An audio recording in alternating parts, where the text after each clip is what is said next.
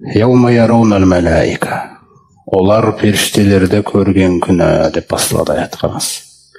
Олар періштелерді көрген күні ла бушра яума изин лил мужримин. Тәртіпсіздерге ол күні қуаныш болмайды дейді. Қараңыз. Періштелерді көрген күні олар ол күні тәртіпсіздерге, қылмыстыларға қуаныш болмайды дейді. Сүйінші болмайды дейді. Қылмыстылар деп айтады Алла. Неге? Құқық тануда адамдар мен адамдардың арасындағы құқықтарды танығаннан кейін қылмыс бізде көбінесе сол адам мен адамның арасындағы құқықтарға әділетсіздік жасалғандықтан сондай тараптарда біз оны қылмыс деп танимыз. Құран бізге Алланы танымауды қылмыс деп атайды. Аллаға бойсұнбауды қылмыс деп атайды. Қай қылмыстың көкесі қай жақта жатыр? Сондықтан Алла Тағала қылмыстыларды дейді. Қылмыскерлерді, ол күні қылмыскерлерге ешқандай қуаныш болмайды, олар періштелерді көрген күні дейді. Періште, құрметті жамағат, мұъмин адамға да, иманды адамға да, имансыз адамға да ең әуелі өлім сәтінде көрінеді. Ғайып ашылады. Періштелерге деген иман өлім сәтінде пердесі ашылады. Одан кейін қабірде.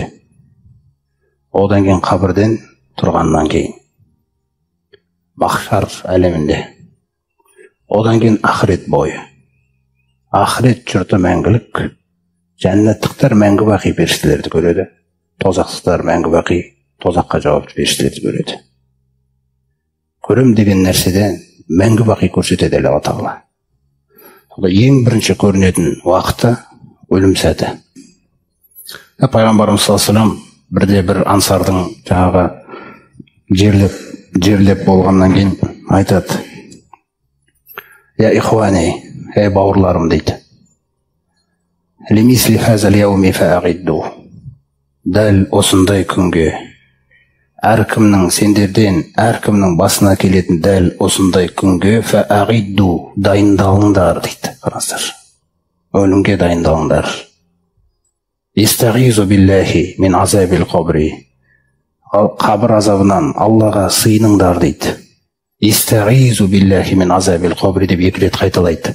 Қабір азабынан Аллаға сыйыныңдар. Өйткені мұъмин адам дейді. Мұъмин адам иза кана фи инқитаи минад дуния, осы дүниеден ажырап,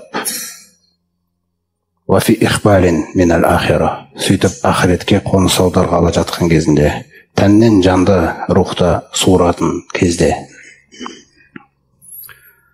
сол сәтте тәнзилу әл-мәләикату рахма дейді. Қарастыр. Рахым періштелері түседі дейді. Мұъминнің өлім сәтінде, мұъмин осы дүниеден ажырағалы жатқан кезінде, рухы тәннен ажырағалы жатқан кезде, рахым періштелері түседі дейді. Хатта яджлису минху маддал басар. Олардың барлығы келіп, сол өлгелі жатқан адамның көзі қанша қашықтыққа жетсе, сол қашықтықтың бәріне жайғасады дейді бүйтіп отырып. Бұны туысқандары көрмейді. Бұны өлгелі жатқан адам баяндап та бере алмайды. Сол кезде олардың дейді жаңағы рахым періштелері бидул уджух. Пайғамбарымыз саллаллаху алейхи ва саллям айтады, дидарлары дейді, бет жүздері әппақ дейді. Жүздері әппақ, кәнна уджухахум аш-шамсу. Олардың жүздері күнге ұқсайды дейді. Ашылды, ғайып пердесі болды. Көрсетіп отыр Алла Тағала. Сүмма яджиу малакул маут. Сосын өлім періштесі келеді, бас жағына отырады дейді.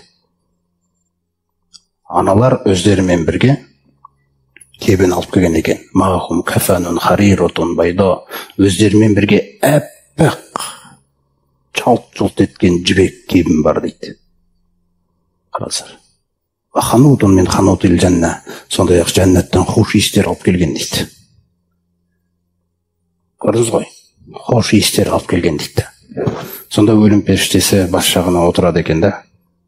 ухружи деп айтады екен. Осы сөз, құрметті жамағат, 80 жылдық өмірдің бағасы сол күні ғана белгілі болады.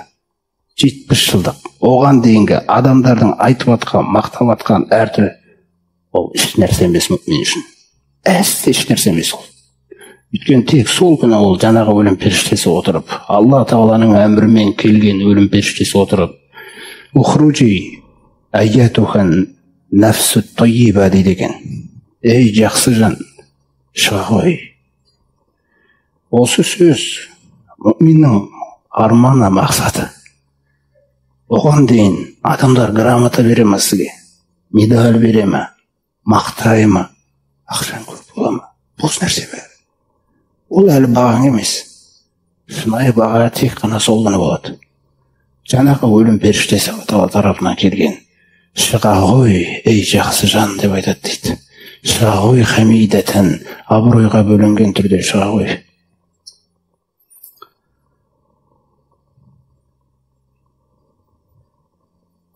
Радиятан мардия.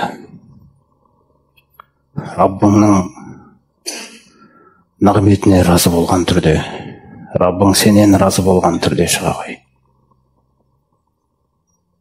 Ва абшири би рухин ва райханин.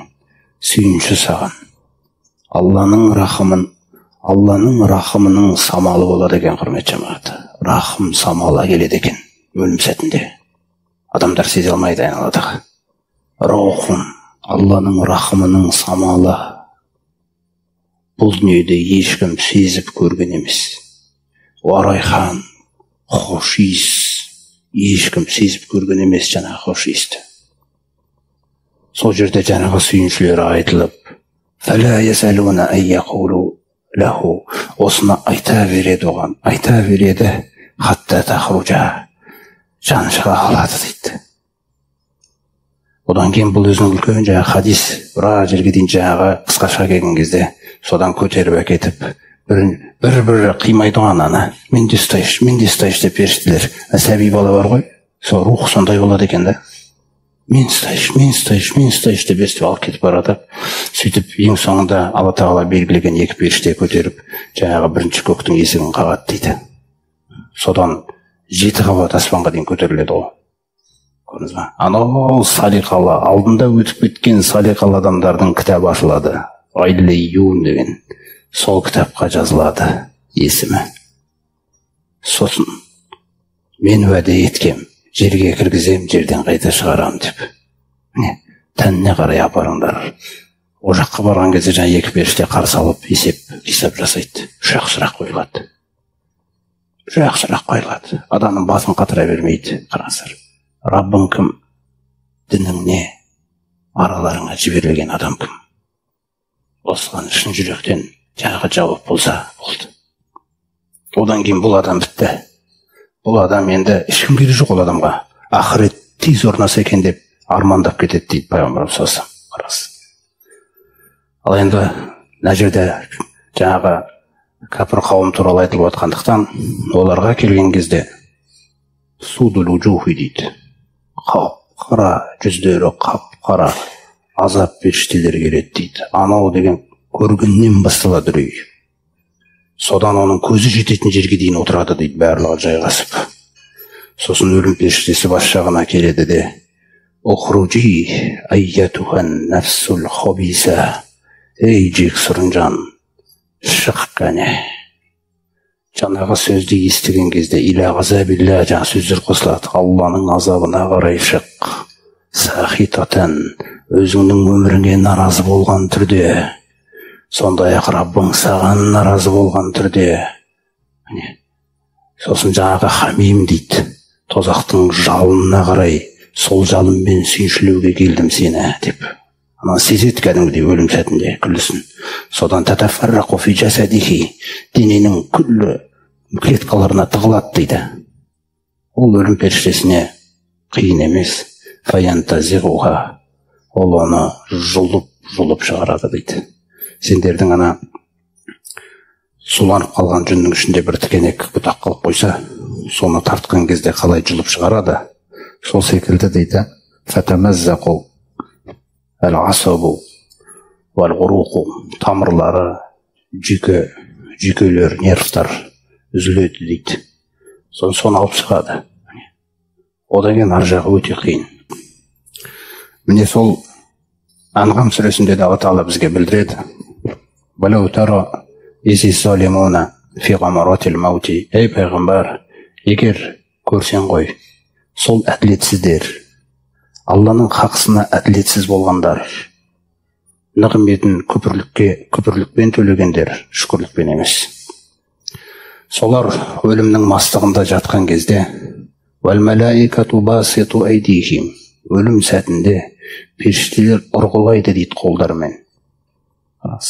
Ұрғылайды. Оны ешкімге көрсетпейді Алла Тағала бұл дүниеде. Өйткені ғайып, бірақ оған басталды ашылып ғайып. Сонда періштелер оны қолдарымен ұрғылап жатып, ахриджу анфусакум деп айтады дейді. Шығарыңдар жексұрын жандарыңды деп. Жексұрын жандар деп. Ал-яума туджзауна азабал хуни. Бүгін сендер сондай қорлайтын азапқа ұшырайсыңдар дейді. Жан алып атқан кезде сондай нәрсе болып атады құрметті жамағат. Бима кунтум тақулуна алаллахи ғайрул хаққи ва кунтум ан аятихи тастакбирун. Ненің себебінен? Өйткені сендер дүниеде Алла Тағаладан түскен Құранды қабылдамай, бұл Құран емес, бұның бәрі өтірік деп Алланың атынан өтірік сөйлегендерің үшін. Екіншіден, Алла Тағаланың аяттарын қабылдамай тәкаппарлық танытқандарың үшін сендердің жазаларың осындай қорлаушы азап деп ұрғылайды екен оларды. Сондықтан, құрметті жамағат, жаңағы кәпір адамның жанын алуға келгенде періштелер ва маахум әл-масух дейді. Оларда тозақтықтарға арналған тендір матадан болған кебінді алып келеді дейді. Ал бағана мұъминге не деді? Жібектен болған кебінді алып келеді деді. Шындап келген кезде бұл дүниедегі жаңағы кебінделген нәрсемен өлшенбейді ол. Ана періштелер қандай кебін алып келді? Мәселе сода.